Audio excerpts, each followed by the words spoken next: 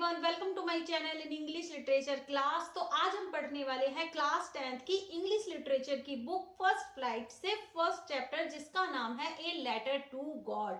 Means भगवान को एक पत्र। वो किसने लिखा है? वो लैंचो नाम के एक फार्मर ने लिखा है, एक किसान ने लिखा है।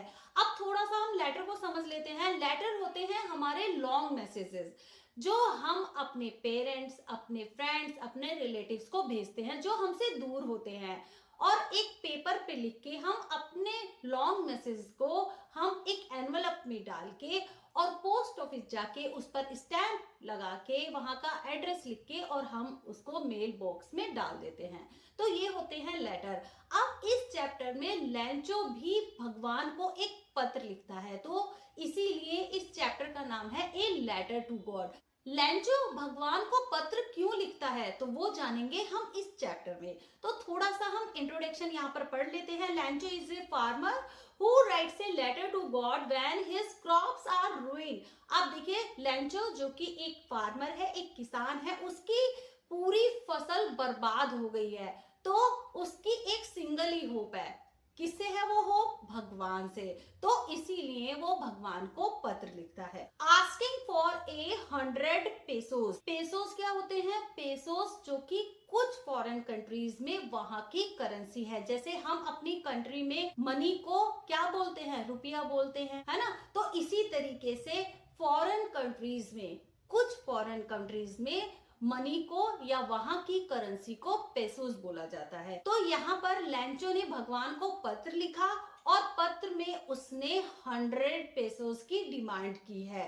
Does Lencho's letter reach God? क्या लैंचो का जो ये लेटर है, क्या ये भगवान तक पहुंचेगा? Does God send him the money? क्या भगवान उसको पैसे भेजेंगे? Think what your answers to these questions would be. सोचो कि इन क्वेश्चंस का क्या आंसर होगा। And guess how the story continues. और गैस करो कि स्टोरी किस तरीके से कंटिन्यू होती है। Before you begin to read it, इस स्टोरी को पढ़ने से पहले ही आप इन क्वेश्चंस के आंसर अपने मन में सोचो कि क्या ये जो पत्र है जो लैंचो ने भगवान को लिखा है, क्या ये भगवान तक पहुंचेगा। अब देखिए, यहाँ पर एक एक्टिविटी दी गई है कि आप अगर किसी को मनी ऑर्डर भेजना चाहते हैं तो आप किस तरीके से भेजेंगे। तो ये सीखना बहुत ही जरूरी है। आप क्लास 10th में आ गए हैं, तो आपको मनी ऑर्डर अगर किसी को भेजना है, कुछ पैसे भेजने हैं, तो आप किस तरीके से भेजेंगे। यहाँ पर देखिए कुछ इंस्ट्रक्शन दी गई है एक्टिविटी में। अगर आपको मनी ऑर्डर या कुछ पैसे किसी की हेल्प करने के लिए किसी फ्रेंड को भेजने हैं या किसी रिलेटिव को भेजने हैं, तो आप किस तरीके से मनी ऑर्डर करेंगे। तो यहाँ पर कुछ इंस्ट्रक्शन दी गई हैं, आप उनको फॉलो कर सकते हैं। तो ये जो एक्टिविटी यहाँ पर बताई गई है, ये आपको सिखाने के लिए बताई गई है। सबसे पहले आपको जो इंस्ट्रक्शन फॉलो करनी है, सबसे पहले आपको पोस्ट ऑफिस जाना है और काउंटर पर मार्क कराना है कि आप मनी ऑर्डर करना चाहते हैं। नेक्स्ट, वहां पर जाके आपको एक एमओ फॉर्म खरीदना है, एक मनी ऑर्डर फॉर्म खरीदना है जो 50 पैसे का होगा। अब ये स्टोरी तो काफी पहले लिखी गई होगी, तो हो सकता है कि ये जो एमओ फॉर्म है ये कुछ ज्यादा पैसे का हो। तो जो काउंटर पर बैठा होगा, आप उससे एक एमओ फॉर्म ले लें, मनी ऑर्डर का फॉर्म ले लें। नेक्स्ट, आपको जितने भी एप्रोप्रिएट बॉक्सेस हैं, मींस फॉर्म में जितने भी बॉक्सेस बने हुए हैं, वहां पर आपको करेक्ट इंफॉर्मेशन फिल करनी है। फिर आपको pay the counter clerk the amount of the money to be sent along with the charges. जो काउंटर पर जो क्लर्क बैठा हुआ है, आपको जो भी मनी ऑर्डर में जितने भी पैसे आपको सेंड कराने हैं वो वहां पर जमा करने हैं विद चार्जेस। जो भी चार्जेस आपका लगेगा मनी ऑर्डर वहां पर भेजने के लिए, उस चार्जेस के साथ आपको वहां पर मनी या पैसे की जितनी भी रकम आपको भेजनी है वो काउंटर पर क्लर्क को जमा करानी है। लास्ट में आपको जो एमओ फॉर्म है वो आपको अपनी जानकारी के लिए अपने पास रख लेना है। तो ये है मनी ऑर्डर भेजने का पूरा प्रोसेस। आई होप आपको मनी ऑर्डर भेजने का पूरा प्रोसेस समझ में आ गया होगा। और अब आप किसी को भी मनी ऑर्डर या किसी की हेल्प करना चाहते हैं, अपने किसी फ्रेंड की हेल्प करना चाहते हैं या किसी अपने दूर के रिलेटिव की हेल्प करना चाहते हैं और कुछ पैसे भेजना चाहते हैं, तो आप अब इजीली मनी ऑर्डर कर सकते हैं। देखिए, यहाँ पर एग्जाम्पल के तौर पर एक मनी ऑर्डर का फॉर्म भी दिया गया है।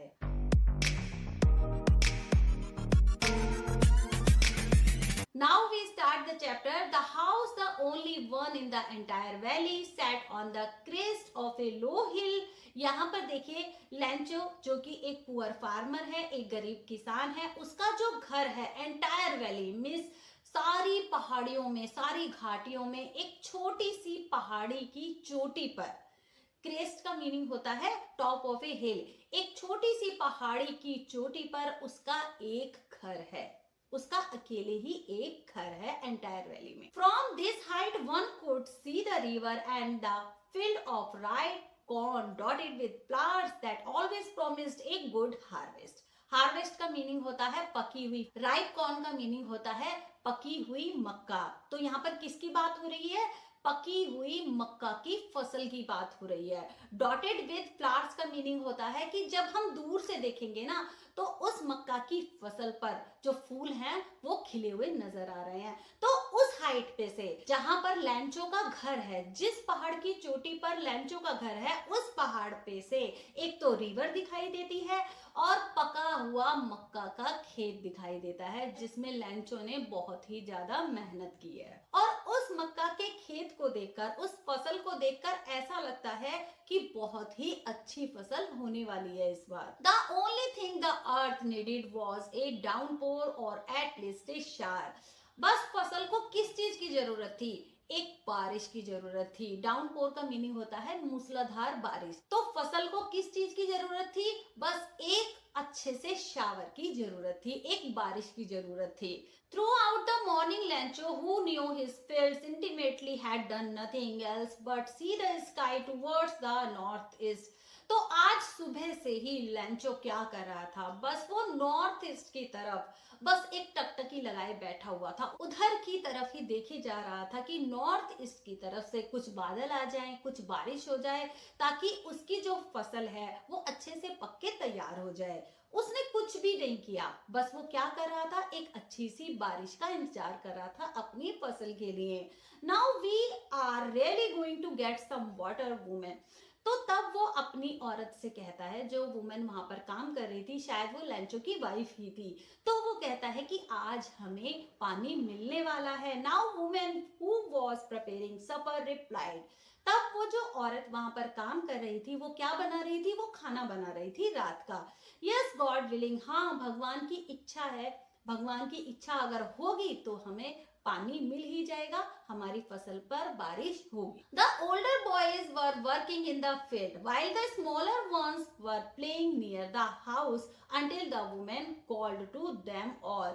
अब देखिए जो बड़े लड़के थे वो क्या कर रहे थे? वो फील्ड में काम कर रहे थे, और जो छोटे बच्चे थे या छोटे लड़के थे वो घर के पास खेल रहे थे जब तक उनकी माँ ने उन्हें आवाज नहीं लगाई।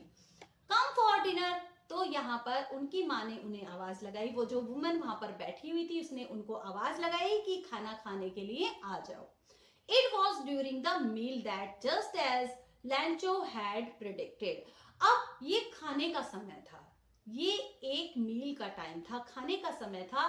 तो तभी लैंचो ने प्रिडिक्ट किया, उसने अनुमान लगाया, अंदाजा लगाया, big drops of rain began to fall, कि बड़ी बड़ी बारिश की बूंदें पड़नी स्टार्ट हो गई। In the north east huge mountains of clouds could be seen approaching.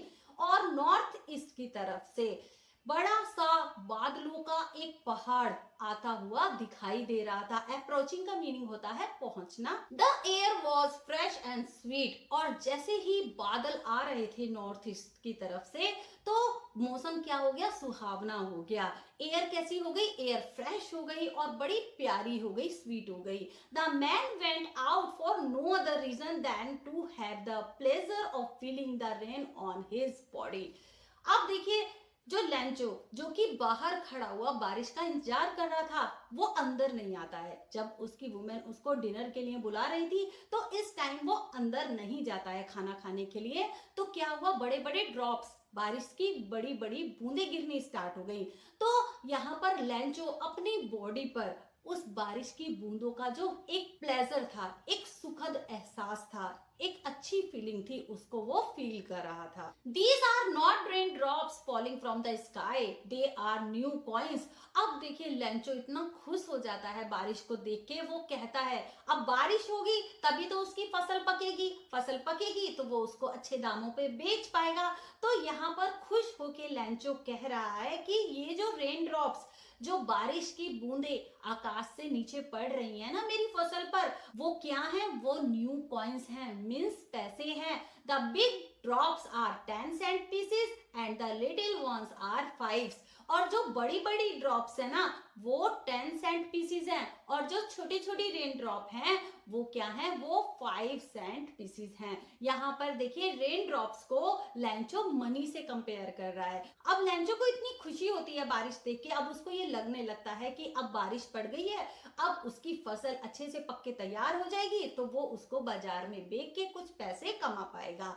With a satisfied expression, he regarded the field of ripe corn with its flowers wrapped in a curtain of rain। अब देखिए जैसे ही Lencho ने बड़े satisfied expression के साथ, satisfied का meaning होता है बड़े संतुष्टि भरे एहसास के साथ, लेंचो ने जब अपने पके हुए मकई के खेत की तरफ देखा जिसमें फूल खिले हुए थे, तो यहाँ पर लेंचो के खेत को पूरी तरीके से बारिश ने ढक लिया था, कवर कर लिया था। मीन्स कि पूरे खेत में अच्छे से बारिश हो रही थी। But suddenly a strong wind began to blow and along with the rain very large hailstones began to fall।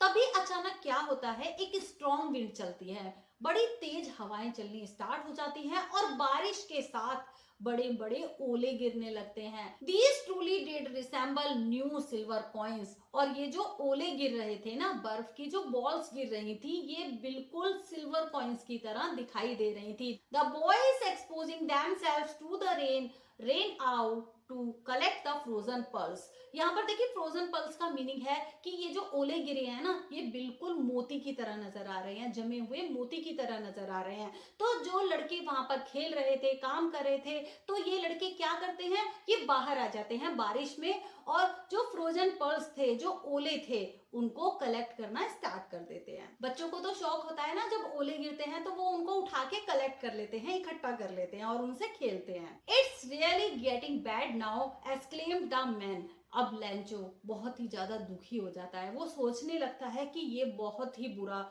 हो रहा है, क्योंकि लेंचो की फसल को तो बस एक बारिश चाहिए थी, लेकिन अब बारिश के साथ ओले भी पड़ने स्टार्ट हो गए। I hope it passes quickly.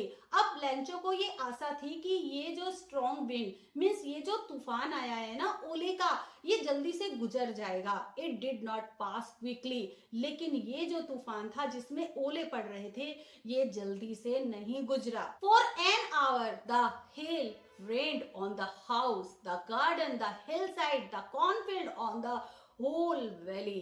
लेकिन 1 घंटे तक ये जो ओले थे, ये जो बर्फ की मोटी मोटी बॉल्स थी ना, ये पूरे मक्का के खेत पर, हिल साइड पर, पहाड़ों में, घाटी में, खरों पर, हर जगह 1 घंटे तक ओलों की बरसात होती रही। The field was white as if covered with salt.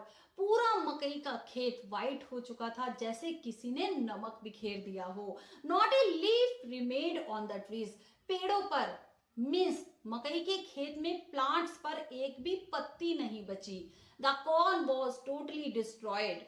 और मक्का पूरी बर्बाद हो चुकी थी। डिस्ट्रॉयड का मीनिंग होता है बर्बाद हो जाना। तो पूरी मक्का जो कि खिली हुई थी, एक अच्छी फसल के रूप में दिखाई दे रही थी, वो पूरी मक्का बर्बाद हो गई। The flowers were gone from the plants. और प्लांट्स पे से सभी फ्लावर्स गायब हो गए थे, क्योंकि 1 घंटे तक ओले पड़े थे। Lencho soul was filled with sadness. और ये सब देख के कि लेंचो का जो पूरा खेत था वो ओलों से भरा हुआ था, पूरा खेत डिस्ट्रॉय हो चुका था, सारी मकई बर्बाद हो चुकी थी। अब लेंचो की जो आत्मा थी वो दुख से भर गई। When the storm had passed, लेकिन जब तूफान गुजरा, He stood in the middle of the field and said to his sons। उसने खेत के बीच में खड़े होकर अपने लड़कों से कहा, अपने बेटों से कहा, ए प्लेग ऑफ लोकस्ट। इसका मीनिंग है टिड्डियों का एक दल। A plague of locusts would have left more than this. The hail has left nothing. लैंचो ने अपने बेटों से कहा कि टिड्डियों का दल भी अगर मेरे मकई के खेत पर हमला करता ना तो वो थोड़ा कुछ तो छोड़ देता, लेकिन ये जो ओले पड़े हैं ना इसने मेरे खेत में सब कुछ बर्बाद कर दिया और कुछ भी हमारे लिए नहीं छोड़ा। This year we will have no corn, और इस साल हमें कुछ भी खाने के लिए नहीं मिलेगा, हमें जरा सा भी कॉर्न, जरा सी भी मकई खाने के लिए नहीं मिलेगी। That night was a sorrowful one, और ये रात हमारे लिए सबसे दुख भरी रात होगी। All our work for nothing, हमने जितना भी अपने खेत में काम किया उसका कोई भी फायदा नहीं हुआ। There is no one who can help us, ऐसा कोई भी नहीं है यहाँ पर जो हमारी मदद कर सके।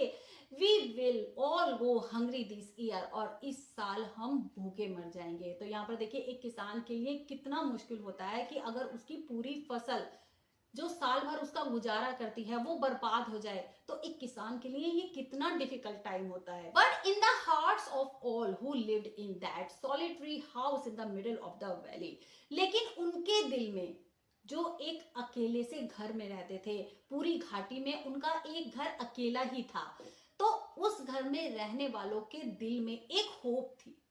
There was a single hope, help from God. उन सभी के मन में एक सिंगल होप थी कि भगवान ही उनकी मदद कर सकते हैं। Don't be so upset even though this seems like a total loss, remember no one dies of hunger. अब देखिए लैंचो ने अपने बेटों से कहा, अपनी फैमिली से कहा कि तुम इतना अपसेट मत हो, इतना दुखी मत हो, जबकि हमारा पूरी तरीके से नुकसान हुआ है, हम लोगों को टोटली लॉस हुआ है, लेकिन याद रखो कोई भी भूख से नहीं मरता। That's what they say, no one dies of hunger.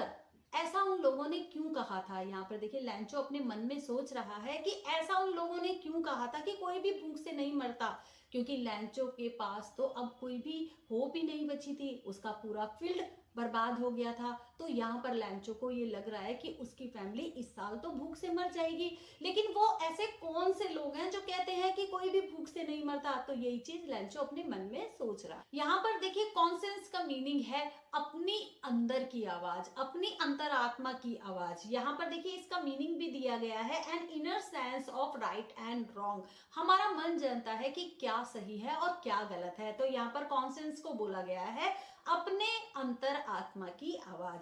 तो यहाँ पर लैंचो को बचपन से ही ये सिखाया गया था कि जब आपकी कोई भी मदद ना करे, कोई भी आपके पास ना हो, तो आपकी एक सिंगल होप होती है। वो क्या होती है कि भगवान ही आपकी मदद करे, भगवान से ही आपकी होप होती है। लैंचो was an ox of a man working like an animal in the fields, but still he knew how to write. लैंचो ने एक ऑक्स की तरह काम किया। लैंचो ने अपने फील्ड में, अपने मक्का के खेत में एक एनिमल की तरह हार्ड वर्क किया, बट स्टिल, लेकिन अभी भी वो जानता था कि किस तरीके से राइटिंग करना है, किस तरीके से लिखना है, क्योंकि लैंचो पढ़ा लिखा भी था और उसको आता था लिखना। The following Sunday at daybreak he begin to write a letter which he himself would carry to town and place in the mail. It was nothing less than a letter to God.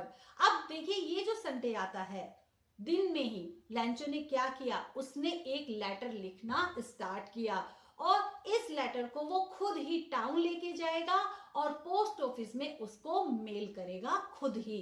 अब ये कुछ भी नहीं था, लैंचो के पास और कुछ भी नहीं था, उसके पास एक लेटर था जो कि भगवान के लिए था। God, he wrote, if you don't help me, my family and I will go hungry this year. यहाँ पर लैंचो ने पत्र में लिखा, लेटर में लिखा भगवान कि अगर आप मेरी मदद नहीं करेंगे तो मेरी फैमिली इस साल भूखे मर जाएगी। I need 100 pesos in order to sow my field again and to live until the crop comes.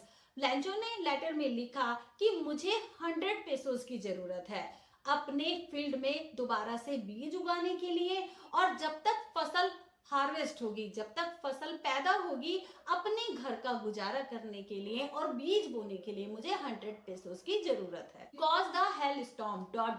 यहाँ पर देखिए लैंचो ने अपनी सारी प्रॉब्लम अपने लेटर में लिख दी। तो यहाँ पर लैंचो ने इस लेटर के थ्रू भगवान से 100 पेसोस की डिमांड की है। देखिए यहाँ पर पेसोस का मीनिंग भी लिखा हुआ है, currency of several Latin American countries. ये एक करेंसी है जो लैटिन अमेरिकन कंट्रीज में चलती है। जैसे हमारे यहाँ रुपया चलता है, कुछ कंट्रीज में, लैटिन अमेरिकन कंट्रीज में पेसोस चलते हैं। तो यहाँ पर लैंचो ने अपनी सारी प्रॉब्लम्स एक लेटर में लिख दी और जिस चीज की उसे जरूरत थी, 100 पेसोस की उसको जरूरत थी, वो सारी बातें उसने लेटर में लिख दी। He wrote to God on the envelope, put the letter inside and still troubled went to town. अब लैंचो ने क्या किया, देखिए इस लेटर को, सारी बातें लिख के लेटर को एक एनवेलप में डाला, एक लिफाफे में डाला और एड्रेस की जगह क्या लिखा, टू गॉड। बस कोई एड्रेस नहीं, क्या लिखा, to God. Still troubled means दुखी होते हुए, परेशानी के साथ वो इस लेटर को लेके टाउन की तरफ चल दिया। At the post office he placed his stamp on the letter and dropped it into the mail box. तब लैंचो पोस्ट ऑफिस पहुंचता है, वहां पर जाके उसने लेटर पर एक स्टैंप लगाई और उसको मेल बॉक्स में डाल दी। One of the employees who was a postman and also helped at the post office went to his boss laughing heartily and showed him the letter to God. अब वहां पर जितने भी एम्प्लॉइज काम कर रहे थे, पोस्ट ऑफिस में बहुत सारे एम्प्लॉइज काम करते हैं, आपने देखा ही होगा, कभी आप पोस्ट ऑफिस गए हो, कितने सारे एम्प्लॉइज, कितने सारे कर्मचारी वहां पर काम करते हैं। तो यहाँ पर जब लैंचो ने ये जो लेटर मेल बॉक्स में डाला, तो वहां पर जितने भी एम्प्लॉइज काम कर रहे थे, उनमें से एक एम्प्लॉय ने, जो कि एक पोस्टमैन था, पोस्टमैन ने बॉस के आगे, उसका बॉस कौन है, पोस्ट मास्टर, पोस्ट मास्टर के आगे जब उसने दिखाया कि भगवान के लिए देखो एक पत्र आया है, लाफिंग हार्टली, बड़े दिल से, बहुत जोर से वो हंसने लगता है। Never in his career as a postman had he known that address. Postman के कैरियर में मीन्स उसकी लाइफ में कभी भी ऐसा नहीं हुआ था कि भगवान के एड्रेस से कोई लेटर आया हो जिस पर पता लिखा हुआ हो टू गॉड। ऐसा पोस्टमैन के कैरियर में पहले कभी नहीं हुआ था। क्या आपने देखा है कि भगवान का पता लिख के या भगवान के नाम से कोई लेटर गया हो? तो पोस्टमैन के कैरियर में भी ऐसा पहले कभी नहीं हुआ था। The post master a fat amiable fellow, यहाँ पर देखिए एमिएबल का मीनिंग लिखा हुआ है फ्रेंडली एंड प्लीजेंट, बड़े ही खुशनुमा नेचर का जो आदमी होता है उसको एमिएबल बोला जाता है, फ्रेंडली नेचर का। तो जो पोस्ट मास्टर था वो एक मोटा सा, एक फ्रेंडली नेचर का, बहुत ही खुशनुमा स्वभाव का एक आदमी था। ऑल्सो ब्रोक आउट लाफिंग, वो भी बहुत जोर से हंसता है। जैसे ही उसने देखा कि एक भगवान को पत्र आया है तो पोस्ट मास्टर भी बहुत जोर से हंसता है। But almost immediately he turn serious and tapping the later on his desk commented what faith, लेकिन तभी एकदम से सीरियस हो जाता है और वो डेस्क पे लेटर को एकदम से पटकता है और बोलता है व्हाट फेथ। इसका मीनिंग है कि क्या विश्वास है, कि इस आदमी को भगवान पर कितना फेथ है, कितना विश्वास है। I wish I had the faith of the man who wrote this letter, मैं ये चाहता हूँ कि जिस आदमी ने ये लेटर भेजा है वो अपना विश्वास पक्का रखे भगवान पे। Starting up A correspondence with God, तो यहाँ पर पोस्टमैन ने डिसाइड किया कि भगवान के साथ ये जो कॉरेस्पॉन्डेंस है, ये जो पत्राचार है, लेटर का जो लेन देन है, ये कंटिन्यू रखना चाहिए। So in order not to shake the writer's faith in God, इसीलिए पोस्टमैन ने, जिससे लैंचो का भगवान में जो विश्वास है वो हिले ना, डगमगाए ना, the post master came up with an idea, post master को एक आइडिया आता है, आंसर द लेटर, कि वो इस लेटर का आंसर देगा। But when he opened it, it was evident that to answer it he needed something more than goodwill ink and paper, लेकिन जैसे ही पोस्ट पोस्ट मास्टर ने इस लेटर को खोला वहां कुछ और ज्यादा ही डिमांड की गई थी, but he stuck to his resolution. लेकिन अपने निश्चय को पक्का करते हुए he asked for money from his employees. Post master ने अपने सभी एम्प्लॉयज से पैसे जमा करने के लिए कहा, क्योंकि देखिए जब पोस्ट मास्टर ने लेटर को खोला तो वहां पर कुछ और ज्यादा की ही डिमांड की गई थी, वहां पर 100 पेसोस की डिमांड की गई थी। तो यहाँ पर पोस्ट मास्टर ने इस लेटर को पढ़ के अपने पोस्ट ऑफिस में जो एम्प्लॉयज काम कर रहे थे उन सभी से पैसा इकट्ठा करने के लिए बोला। He himself gave part of his salary, और पोस्ट मास्टर ने खुद भी अपनी सैलरी का एक छोटा पार्ट एक एक्ट ऑफ चैरिटी मीन्स दान में डाला। यानी यहाँ पर हम ऐसे समझ सकते हैं कि पोस्ट मास्टर ने जब लेटर में पढ़ा कि लैंचो की जो फसल थी वो बर्बाद हो गई थी, उसने भगवान से 100 पेसोस की डिमांड की थी, तो उसका जो विश्वास भगवान पे था वो हिले ना, वो डगमगाए ना। तो पोस्ट मास्टर ने अपने ऑफिस के सभी कर्मचारियों से थोड़े थोड़े पैसे की डिमांड की। किसके through? N act of charity. ये जो एक्ट था ये क्या था कि किसी को दान करना। And several friends of his were obliged to give something for an act of charity. और पोस्ट मास्टर के कुछ फ्रेंड जो कि an act of charity means दान में कुछ देना चाहते थे, तो उन लोगों ने भी पोस्ट मास्टर को अपने अपनी सैलरी में से कुछ पार्ट दिया। तो यहाँ पर पोस्ट मास्टर ने कुछ पैसे कलेक्ट कर लिए लैंचो की मदद करने के लिए। It was impossible for him to gather the 100 pesos, लेकिन सभी एम्प्लॉयज से थोड़ा थोड़ा पैसे लेके भी एन एक्ट ऑफ चैरिटी के थ्रू मीन्स जो दान में हम पैसे देते हैं, जो चैरिटी करते हैं, दान देते हैं, तो इस चैरिटी के बावजूद सभी लोगों ने थोड़े थोड़े जो पैसे दिए थे, सभी के पैसे कलेक्ट करने के बावजूद भी 100 पेसोस नहीं कलेक्ट हो पाए। So he was able to send the farmer only a little more than half. तो इसीलिए पोस्ट मास्टर ने जो पैसे कलेक्ट किए थे वो हाफ से थोड़े से ज्यादा थे। He put the money in an envelope addressed to Lancho and with it a letter containing only a single word as a signature gold। तो यहाँ पर पोस्ट मास्टर ने क्या किया, सारा जो पैसा था वो कलेक्ट किया और एक एनवेलप में डाला और लैंचो के एड्रेस के नाम पे पोस्ट कर दिया और वहां पर सिर्फ एक सिग्नेचर किया गॉड के नाम से, भगवान के नाम से। The following Sunday Lancho came a bit earlier than usual to ask if there was a letter for him। और इस संडे लैंचो कुछ ज्यादा ही जल्दी आ गया था पोस्ट ऑफिस। उसने पूछा कि शायद उसके लिए कोई लेटर आया है। It was the postman himself who handed the letter to him, while the postmaster, experiencing the contentment of a man who has performed a good deed, looked on from his office। अब देखिए जैसे ही लैंचो post office पहुंचता है तो postman खुद ही उसको letter handed करता है और पोस्ट मास्टर जो कि अपने ऑफिस में से बैठे हुए ये सारी चीजें देख रहा था, एक्सपीरियंस कर रहा था। तो मानो पोस्ट मास्टर को ऐसा लग रहा था कि लैंचो बहुत ज्यादा खुश हो जाएगा कि भगवान ने उसके लिए पैसे भेजे हैं। तो पोस्ट मास्टर को ये भी फील हो रहा था कि उसने कोई अच्छा काम किया है लैंचो की मदद करके। उसने जितने भी पैसे कलेक्ट हुए थे वो सभी लैंचो को एनवेलप में रख के मनी ऑर्डर कर दिए थे। तो यहाँ पर पोस्ट मास्टर भी इस चीज को अपने ऑफिस से बैठे हुए देख रहा था कि अब लैंचो के क्या एक्सप्रेशन होंगे, लैंचो को कुछ सेटिस्फेक्शन मिलेगा या नहीं। कंटेंटमेंट का मीनिंग होता है सेटिस्फेक्शन, संतुष्टि। लैंचो showed not the slightest surprise on seeing the money, such was his confidence। अब जैसे ही लैंचो ने एनवेलप खोला तो उसमें जो भी पैसे थे, अब लैंचो को जरा सा भी सरप्राइज नहीं हुआ, जरा सी भी हैरानी नहीं हुई कि भगवान की तरफ से ये लेटर आया है, भगवान की तरफ से एनवेलप आया है और इसमें पैसे आए हैं, बल्कि उसको तो पूरा कॉन्फिडेंस था, पूरा विश्वास था। बट ही बिकेम एंग्री, लेकिन वो गुस्सा हो जाता है। When he counted the money, जैसे ही उसने मनी को काउंट किया, जैसे ही उसने पैसे गिने, उसको गुस्सा आ जाता है।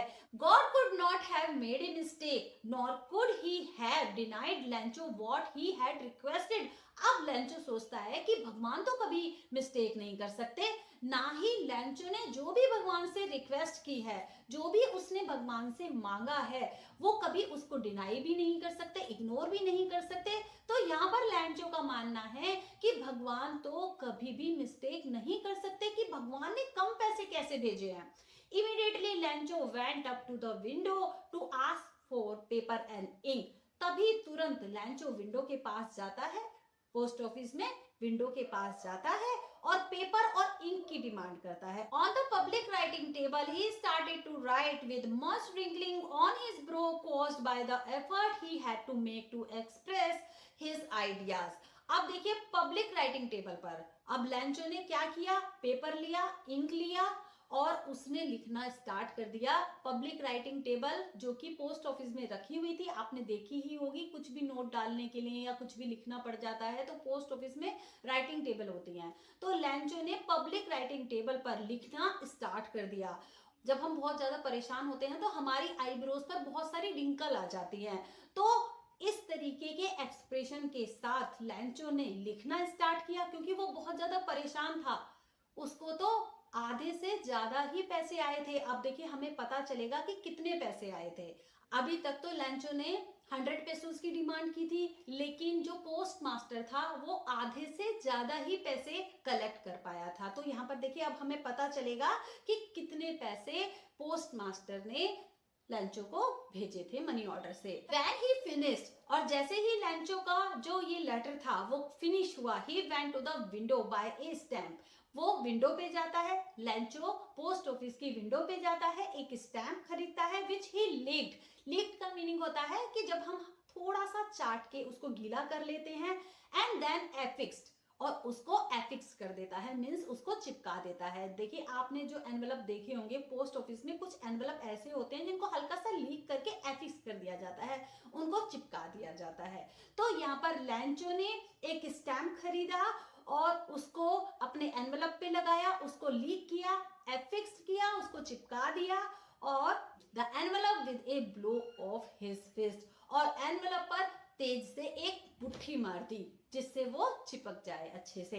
The moment the letter fell into the mail box the post master went to open it. और ये सारी चीजें करके लेंचो ने क्या किया, लेटर लिखा, स्टैम्प लगाई उस पे और उसको एफिक्स किया, चिपकाया, उस पे एक मुट्ठी मारी और उसको तुरंत ही मेल बॉक्स में डाल दिया।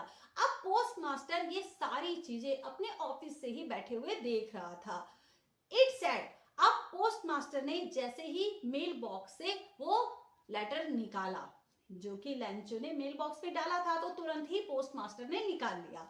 अब देखिए उस लेटर में क्या लिखा हुआ था। इट सेड गॉड, भगवान, of the money than I asked for, भगवान जो भी पैसे मैंने आपसे मांगे थे, ओनली 70 पेसोस रीच्ड मी, केवल 70 पेसोस ही मेरे पास पहुंचे हैं। तो इसका मतलब है कि 70 पेसोस ही पोस्ट मास्टर ने एक मनी ऑर्डर के थ्रू लेंचो को भेजे थे। अब लेंचो का ये मानना है, लेंचो का ये बिलीव है कि ये पैसे भगवान ने भेजे हैं। तो लेंचो अपने लेटर में देखिए क्या लिखता है, लेंचो लिखता है कि भगवान आपने जो मुझे पैसे भेजे थे, मेरे पास ओनली 70 पेसोस ही पहुंचे हैं, सेंड मी द रेस्ट, और बाकी के पैसे भी मुझे भेज दीजिए, since I need it very much, मुझे पैसों की बहुत ही ज्यादा जरूरत है, but don't send it to me through the mail, लेकिन मुझे मेल के थ्रू मत भेजना इस बार, because the post office employees are a bunch of crooks Lencho, क्योंकि पोस्ट ऑफिस के जितने भी एम्प्लॉयज हैं, जितने भी कर्मचारी हैं ना, ये सभी भ्रष्टाचारियों का समूह है। ए बंच ऑफ क्रूक्स का मीनिंग है भ्रष्टाचारियों का समूह। देखिए लास्ट में अब थोड़ा सा स्टोरी को हम समझ लेते हैं, क्योंकि लास्ट में जाके स्टोरी थोड़ी सी कंफ्यूजिंग हो गई है कि जब लेंचो ने भगवान को पत्र लिखा तो उसको ये यकीन था कि भगवान उसकी हेल्प जरूर करेंगे, उसका भगवान में पक्का विश्वास था, उसको फेथ था भगवान में। तो यहाँ पर लेंचो ने भगवान से 100 पेसोस की डिमांड की। अब जैसे ही पोस्ट मास्टर ने ये पत्र खोला, ये जो लेटर खोला जो भगवान के नाम से आया था, क्योंकि भगवान का तो कोई एड्रेस होता ही नहीं, पोस्ट मास्टर ने जब ये लेटर खोला तो अपने साथ के जितने भी एम्प्लॉयज थे, अपने फ्रेंड्स के साथ मिलके उसने जो भी पैसे कलेक्ट हो पाए तो वो सभी मनी ऑर्डर कर दिए लेंचो के एड्रेस पर। अब देखिए लैंचो बहुत ज्यादा गुस्सा हो जाता है कि उसको ये लगता है कि भगवान कभी गलती नहीं कर सकते। भगवान ने ओनली 70 पेसोस ही मुझको भेजे हैं, तो ऐसा तो हो नहीं सकता कि भगवान कभी गलती करें। तो यहाँ पर लैंचो भगवान को दोबारा से पत्र लिखता है और कहता है कि भगवान इस बार मुझे आप मेल बॉक्स के थ्रू मत भेजना, क्योंकि पोस्ट ऑफिस के जो एम्प्लॉयज है ना वो सारे भ्रष्टाचारी हैं, उन्होंने बाकी के पैसे निकाल लिए हैं और इस बार मुझे सीधे ही आप पैसे भेज देना। तो ये था स्टोरी का एंड। आई होप आपको ये स्टोरी इंटरेस्टिंग लगी होगी और आपको कुछ एक्टिविटी भी करने को मिली है, आपने मनी ऑर्डर करना भी सीखा। तो मिलते हैं नेक्स्ट वीडियो में। नेक्स्ट वीडियो में हम इसके इंपॉर्टेंट क्वेश्चन आंसर डिस्कस करेंगे। Take care and good bye.